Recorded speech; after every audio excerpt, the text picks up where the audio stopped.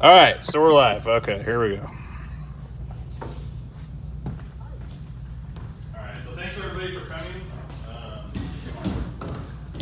March 13th, SEIU OPC site meeting. So again, thanks everybody for coming. So let's talk about the upcoming elections, nominations, and the forms that have been sent out. So for the upcoming elections, we're going to be doing the elections hopefully finalized by the end of April, and we're hoping to have the final election day. I believe it's May 8th or 9th, Rachel? Is that correct? Yeah, May 8th is going to be the actual elections day. So forms have been sent out, all the nomination forms. Does anybody have any questions on that? So just a reminder for the forms that if you decide you want to nominate somebody, the nominator and the nominee has to sign the paper, both parties. So you can't just nominate somebody and then turn in the form. The person that you're nominating has to sign the form as well. All right. No questions? Man, this would be a quick meeting. So there's been a little bit of confusion regarding the VP at large assignment. So the leadership team met and we all came upon an agreement to. Is this guy lost? Do you need some help? I got this flyer. Okay. That's It down. says, well, it says 1726. It says 1625, the cafeteria, in the cafeteria. Oh, okay. Thank you. Come to our meeting. So the leadership team all decided that the VP at large position, we're going to go ahead and continue with that. There was talks that it was going to be excluded from the team, but we decided that we're missing a lot of representation from the M&O department. So we're going to try to gear the VP at large position towards M&O. For more than one reason, it's kind of hard for myself and my counterpart, OK, to attend meetings at M&O at nighttime. So a dedicated person for M&O because they are a fairly large department. We're gonna work on that for the next couple of years. But keeping a VP at large doesn't guarantee the person's going to be from M&O though. We're gonna try to do the bylaws, change the bylaws, so it's gonna be geared. They're gonna be able to represent just like any VP. They can represent anybody, but they will be geared towards M&O. So that's what we're working on for that. Any questions on that? No? That's great. All right, so the CAT team. So what is the CAT team? So the CAT team is basically, think of it as kind of like a structure that the government would use or the military would use or law enforcement, where you have the representatives from the leadership team that are going to be on the nominations, and then we have underneath that a select few of people that are going to represent each department here at the college and also at Chabot, and then those individuals represent the members. So when we go into negotiations and for any reason we come across something with the team that we feel needs to be discussed with the members, we're going to activate the CAT team so the CAT team can quickly go out, get with the members, hey, this is what's going on.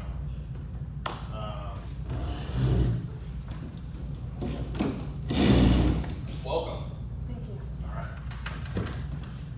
So, just to kind of give you an example here.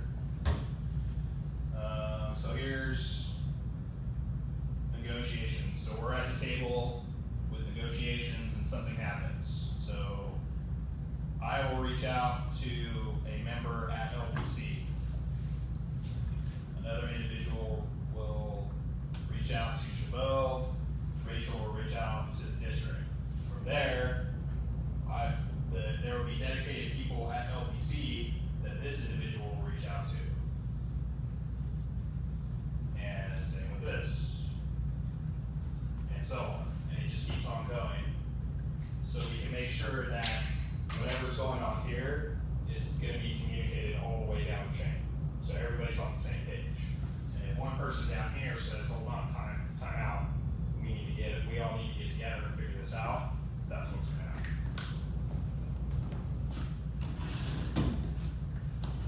So Rachel, those do you have blank- any- I'm sorry? So those blank circles are cats.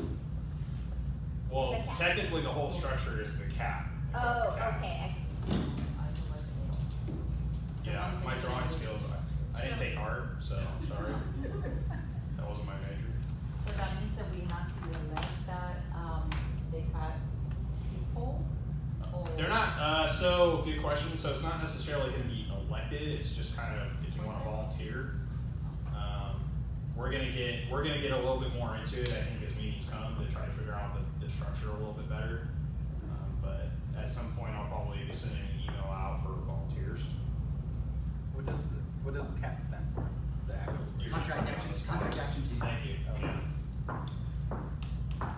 We haven't really had them established fully in any past contracts. So it is a good mechanism to filter the information down.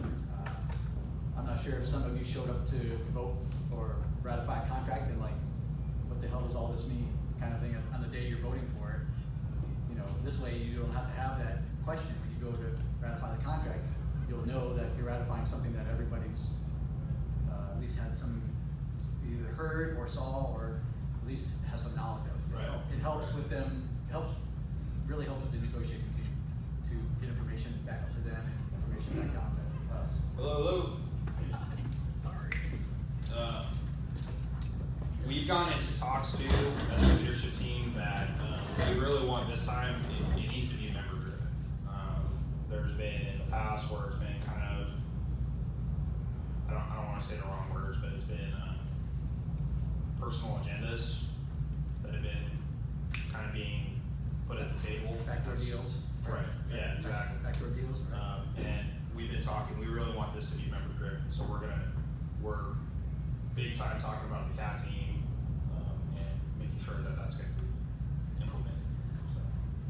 Will the CAT team, once established, have like certain sections of the contract that they've mastered? Yeah, Or you did I came in miss that late. part of the Yes, meeting? you did, Dang yeah. it. So, Sorry. each area that, no, it's all right. Okay. It's okay. For you, I'll go over. So each area of the college is gonna be responsible for that area of college, right? So like, you, for example, I would have you kind of go around like student services, maybe, and tell everybody student services, hey, this is what's going on. But not necessarily an area of the contract though, Amanda. It could Okay. be any part of the contract. Okay. So if they're, So if they're having mastery of the entire contract, but Correct. passing the information to your, right, if they're at the table and the district is saying, we're not giving you more than 1%, they contact whoever's on the CAT team and they say, they're only gonna give us 1%, and then so okay. that filters down or whatever. Or if they're saying that, we wanna increase we wanna take away a floating holiday, and that filters down, they discuss it, no, we don't want it taken away, and go back. So, any part of the contract, because the whole contract is open. Right.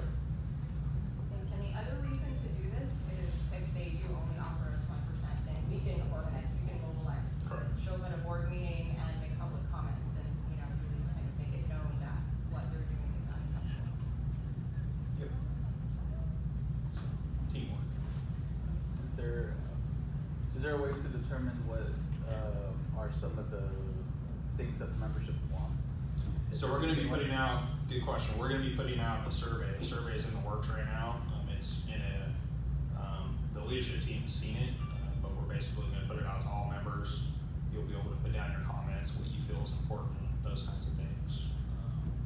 And it'll be further discussed. We'll probably hit real main topics on what everybody is putting out there. I think it's important that everybody remembers, I mean, we're gonna give it our best shot, of course, but unrealistic expectations of 20% raise probably not gonna happen, right? So, sorry, I know it's sad. So who puts that together? Is it a combination of? For the survey? Yeah. So SEIU has a form that is kind of pre-drafted, and then depending on our needs, we'll put the needs into the form. Dell has drafted, our field rep Dell has drafted the first part of the form. And then the leadership team, we're all going through it and take this out, put this in, that kind of stuff. And then that'll go out to all the members, and then it's a pretty basic form, I think. I have some suggestions, but we can talk, I could talk to you. Okay, yeah, go and do it offline.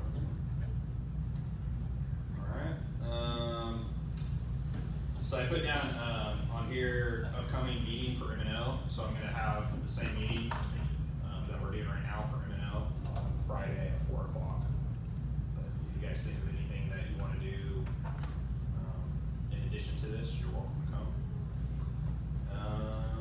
Questions and concerns? I have no concern. Okay, alright. I just didn't bring my sheet, so I asked to borrow her sheet. I actually forgot to attach it, so I brought it. Yeah. I forgot to do the last thing. That was my only concern. So below your VP of Las Positas says interim president of Las Positas College? Yeah, so, the leadership team all agree that as of right now, we should have one interim president, that whoever the VP is, that you're going to share the responsibility of interim president. So Rachel's also the president, and Kay Chabot is also the president. So we're kind of all sharing it together, so.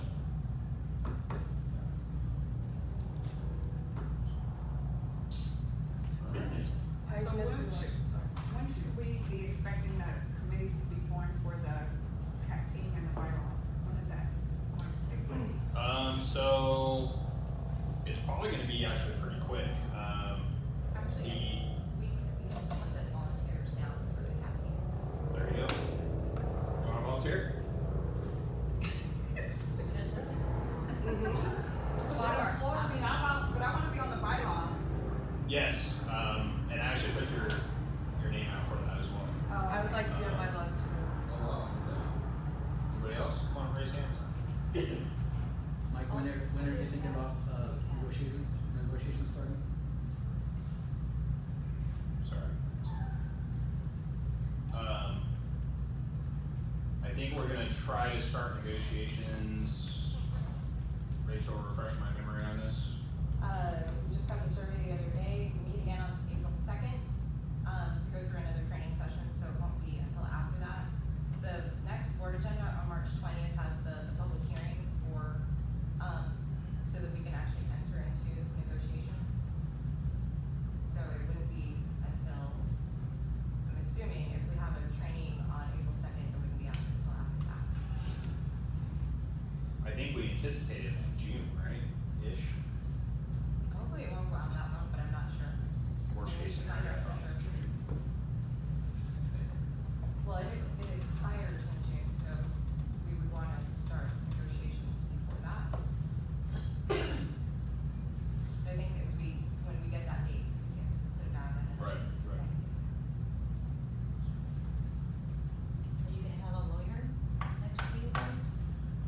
So that is a good question. So a lot of people have been expressing to me because, as you all know, Faculty Association use their funds to hire a lawyer. It's been talked about. Right now on the table, it's a big question mark. So it is being talked about. I can tell you that. I know that's not the answer you want to hear, but it is being talked about. Yeah, because it's kind of fair to have some legal representation next to you instead of on hold. So I can say, I know for a fact, in previous negotiations, what you just said, we have a lawyer like on standby on the phone, we don't have one present. I have no idea as far as like, Can you tell from high level if we want a lawyer next to Absolutely. you guys? Do we have Absolutely. funds? well, We that's, don't care if they have the funds or not, it's our money who's going to pay for that. It's your paycheck, that is going every month to them. So that's the least that they can do. Put a lawyer next to them. so I'll express that to our field rep Dell. If I remember correctly, I'm gonna say I've already sent him an email and he is aware of it, but I'll make sure that. Because there will be, not just by yourself, somebody who will represent us, as well you guys. Because what else do they do?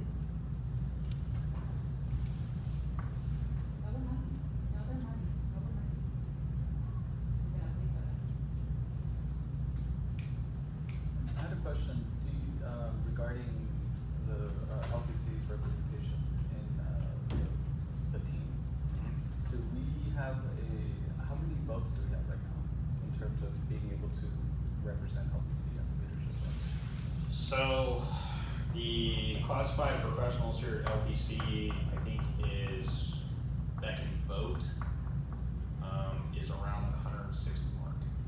No, he meant on the team. Yeah, On the leadership team. Yeah. The actual leadership team, you vote on stuff from the leadership team, how many? It's just Mike. Yes, It's what, It's just after one. elections. It's just going one. up. right. Just one? It, Yeah. one person that's representing LBC right now. On the leadership team. You have to wait till after elections to see who the officers will be, and that's the team. But we don't have that many people volunteering, right?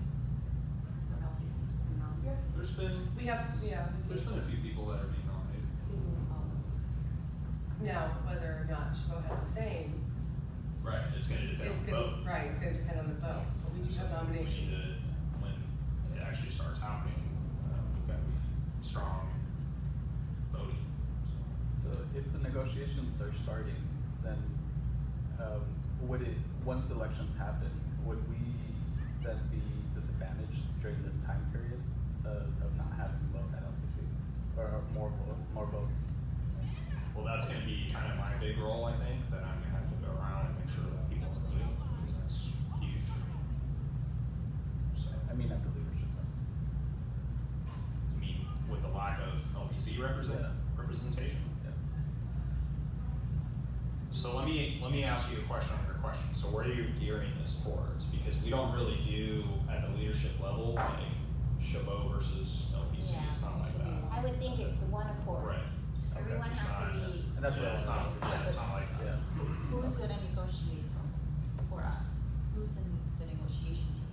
So, it's gonna be each, VP from the site, so myself, Kay from Chabot, Rachel from the district, and then we have chosen one individual from each site to also go into, negotiations with us, and then our president, whoever gets voted in. So in total is seven. The way the bylaws are structured, the president's the chief negotiator, the way the bylaws are structured. So whoever the president is, that's who the chief negotiator is. Correct. Doesn't And then, I'm Are we sorry, concerned? and also our field Are we rep. concerned because we have a president who has experience in that, and, you know. And able also to negotiate. our field rep is there as well, so. And I also wanna add that out of nominations that I've gotten so far, I don't know if I'm up or not. We have nobody for president at all has stepped up. Okay, just so everybody knows, they came in late, this is being recorded. Oh, yes, I'm sorry, I forgot to say that. Every person that came in, yeah, we're recording this, and if you object to it, then I will not put it up. Thank you for reminding me. Thanks. I gotta put like a sign up for something Yeah. recording. We are, Oh, we need a lawyer in the table. We need a lawyer. We need a lawyer in the table. So if anybody knows of anybody or Yeah, interested, because that's what I'm we do saying, I need to have to see solicit the that. nominations, but nobody wants to do it, you know, nominate for president. Who knows? It's a tough job. I know we have the potential. Do we have, we also need a LPC site secretary, right? Yeah, so the positions that are open right now, so president, of course, VP at large, treasurer, chapter secretary, LPC secretary, That's it. and I think that's it, yeah. So quite a few positions that are open right now, so please run. Anything else? Concerns, questions? So you said there's 160 classified professionals here at LBC? That, yeah, it's about, well, that can vote. There's a total of, it's a little over, don't quote me on this, but I wanna say there's a little over 180 classified professionals, and of that, about 160 can vote.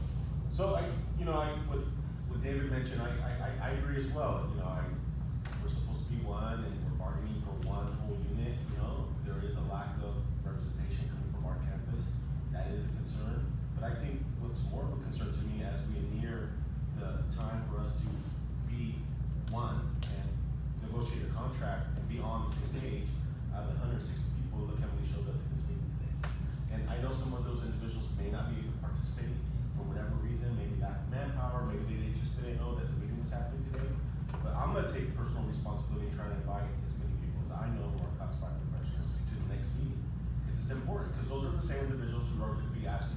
what's going on? What's happening? What we getting it?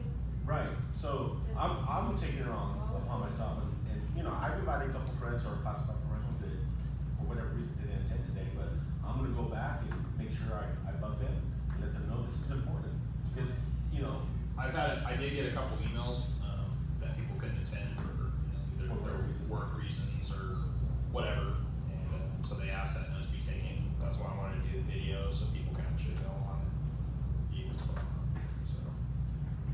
and I ask you guys to do the same, you know, speak to them twice, 3 times, 4 times, because it's important, it's coming down to the Yeah, wire where it's we're gonna coming all up, have to be together and talk about some of the issues that are gonna affect our livelihoods, and that's pay, benefit, you know they're gonna come for our benefits, that's a given.